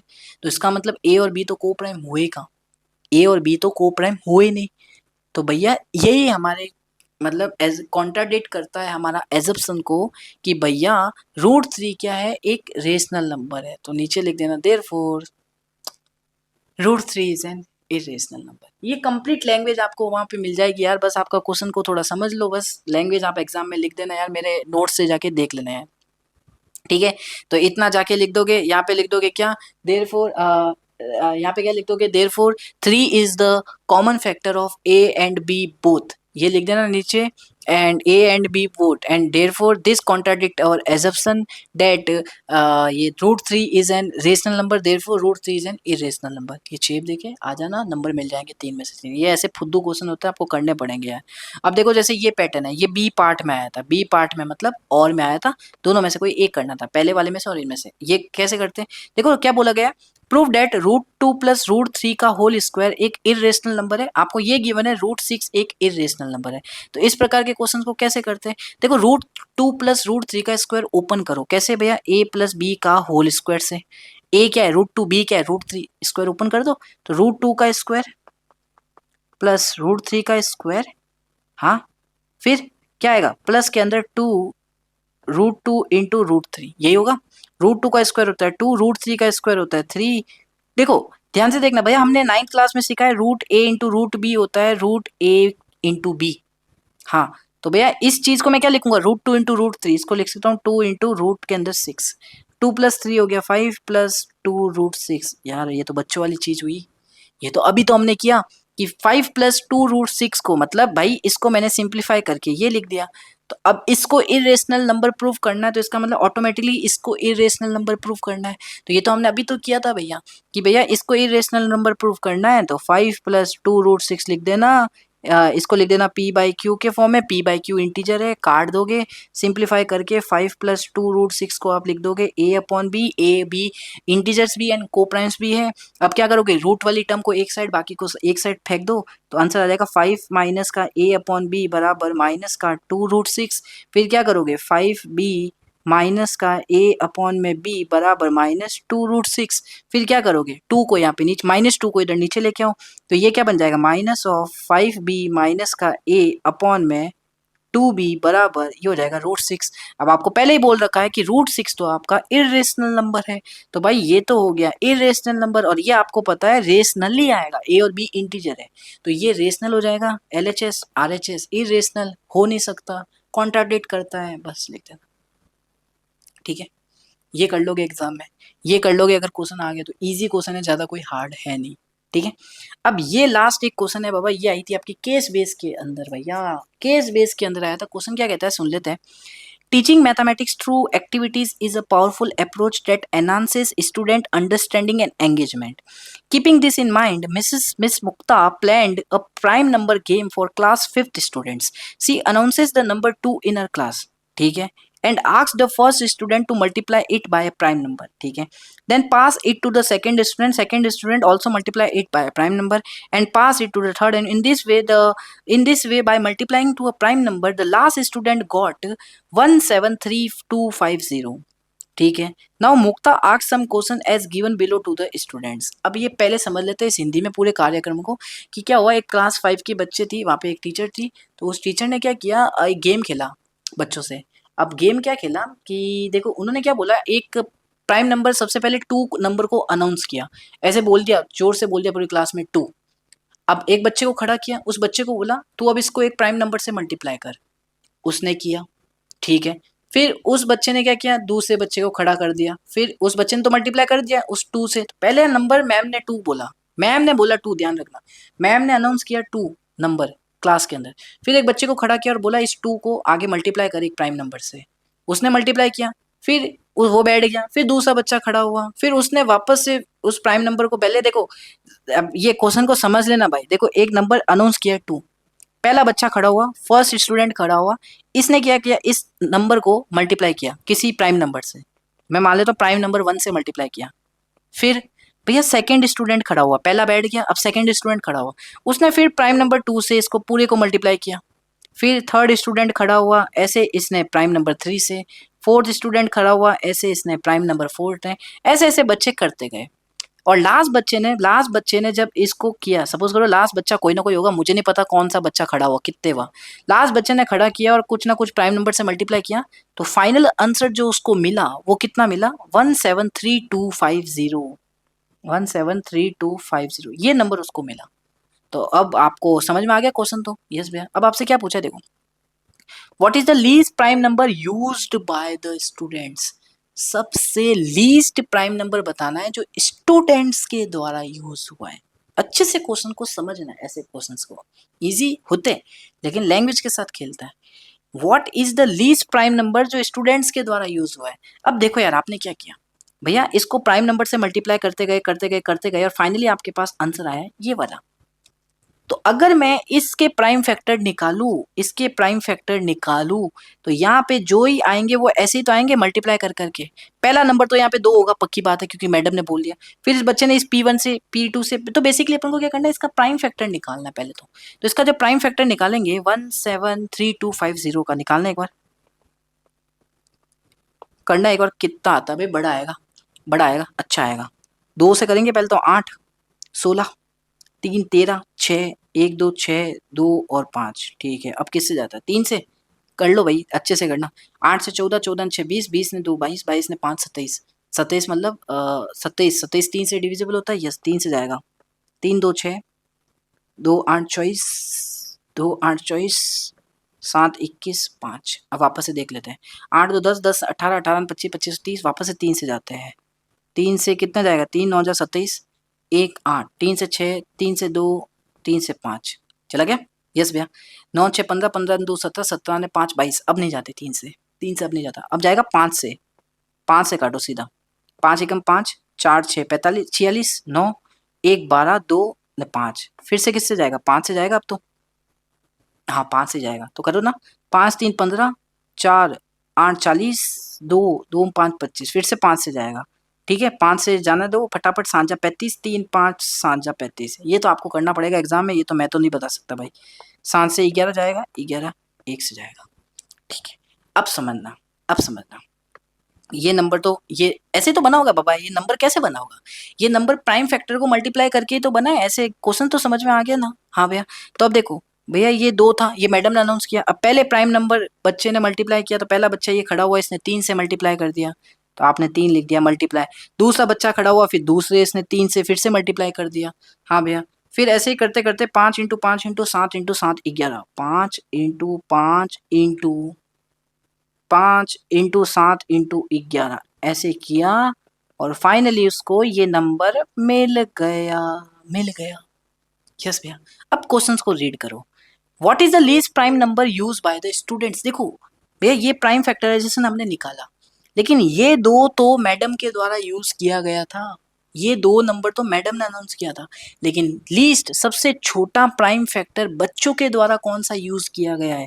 तो यहाँ पे बच्चों ने तो 3 भी यूज किया, 5 भी यूज किया, 7 भी किया, 11 भी किया, सबसे छोटा कौन सा यूज किया? 3 किया। तो भाई इसका आंसर कितना लिख दोगे आप? What is the least prime number? 3। Simple.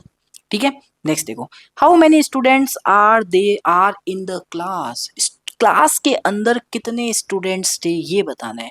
तो देखो भैया बच्चे उतने ही होंगे जितने उन्होंने मल्टीप्लाई किए होंगे नंबर से। हाँ भैया सही कह रहे हो। तो ये 2 तो मैडम ने अनाउंस किया था, तो ये 2 तो हटा दो। बाकी जिन बच्चों ने खड़े होके नंबर को मल्टीप्लाई किया हो गिन लो कितने हैं। 1 2 3 4 5 6 7। आंसर कितना आ गया? 7 इज द करेक्ट आंसर। ठीक है अब देखो next, what is the highest prime number used by the students? सबसे बड़ा प्राइम नंबर कौन सा यूज किया गया स्टूडेंट्स के द्वारा? तो भाई ये तो है 11, लिख दो ना 11। Next, which prime has been use maximum time? कौन सा prime number maximum times use हुआ, बहुत ज्यादा बार यूज हुआ है बच्चों के द्वारा? तो देखो 3 तो बच्चों के द्वारा 2 बार यूज हुआ, 5 बच्चों के द्वारा 3 बार, 7 और 11 एक एक बार। तो सबसे ज्यादा बार कौन सा प्राइम नंबर यूज किया गया बच्चों के द्वारा? 5। 5 तो आंसर आ गया। सीबीएसई 2024 के अंदर पूछा गया था, हो गया। अब इसके आगे आई थिंक कुछ नहीं है, इसके आगे तो मेरे भाई थैंक यू की स्लाइड है। थैंक यू यार भाई लोग, यार बहुत अच्छा लगा आपसे ये क्वेश्चन की सीरीज के साथ। रियल नंबर भी कंप्लीट हो गया, सारे आपको सॉल्यूशंस मिल जाएंगे 2024 के। पसंद आए तो वीडियो को लाइक, चैनल को सब्सक्राइब और कमेंट में जरूर कुछ ना कुछ लिख देना बाबा। ठीक है टेलीग्राम ज्वाइन कर लेना गाइस, टेलीग्राम ज्वाइन कर लेना, व्हाट्सएप ग्रुप ज्वाइन कर लेना, हमारा टेलीग्राम ग्रुप ज्वाइन कर लेना, व्हाट्सएप ज्वाइन कर लेना, क्योंकि ये पूरी की पूरी पीडीएफ आपको वहाँ टेलीग्राम पे मिल जाएगी, जाके डाउनलोड कर सकते हो इस सॉल्यूशंस की। ठीक है और भी कुछ चाहिए तो मुझे बता देना, मैं आपके लिए ज़रूर लेके आऊँगा। बस आपकी मार्कशीट में मैं 100 आउट ऑफ 100 देखना चाहता हूँ, और वो इन क्वेश्चन से प्रैक्टिस करने के बाद ही आएंगे। ठीक है तो मिलते हैं नेक्स्ट वीडियो के अंदर किसी नेक्स्ट पीवाईक्यू के साथ, तब तक के लिए जय श्री राम।